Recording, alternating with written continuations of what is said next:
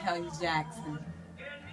My dad told me about a time when he met her and he knew her. He said she wasn't my woman or anything like that, but she was my friend, you know? That's just how he told me. And then on top of it, you know, I wish I had the albums in here with me. So I'm going to have to, we'll talk about it again. But my sister told me also that Mahalia Jackson used to come to our house in the 60s all the time and go out to dinner with my dad and my mom and our mom. And that's my sister here. My sister Michelle. Here she is right here. But yeah, she told me, she said, Mahalia Jackson used to always come to our house and Daddy and Mom would go out to dinner with her all the time. And you know, when she was telling me, it kind of like blew me away because I'm like, okay, Mahalia Jackson Daddy knew Mahalia Jackson. Okay, and I took it and I was like, okay. But then when he told me about it, just in his time traveling, I'm going to show some of the home movies that my father, that I kept in the time I was my father's caregiver. I just kept the camera on. I was just so, I can't even explain it, kind of like caught up in the rapture almost, in this place of awe and just really reverencing that Daddy, he was more than just my dad. You know, he was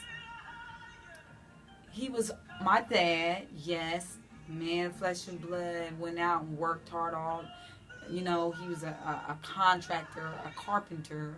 He was a self-made man. I say that in regard to, he had self-control, and he had many friends in here in Columbus, Ohio, in the, I say, the Jewish community.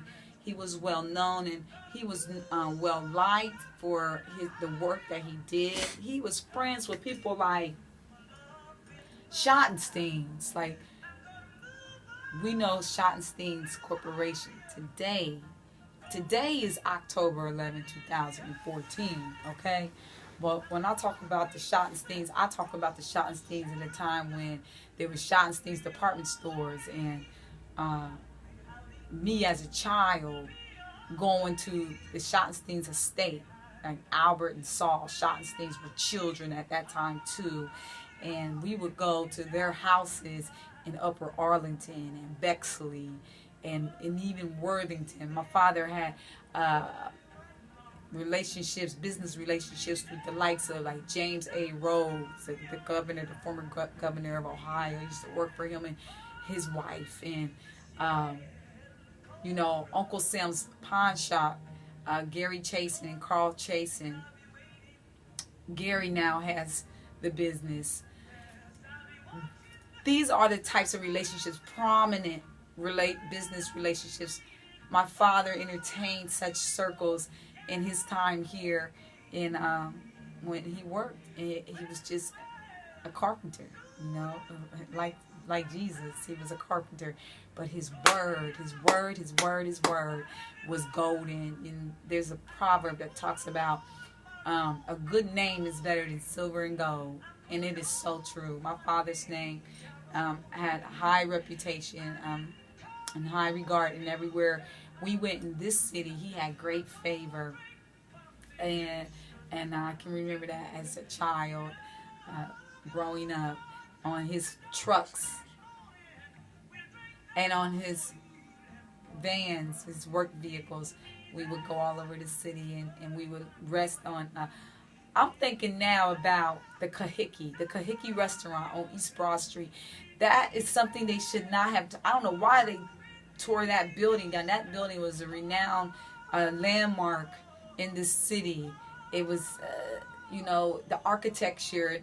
I'm saying this because my father laid out those shingles on the building, on the top of that building. Okay.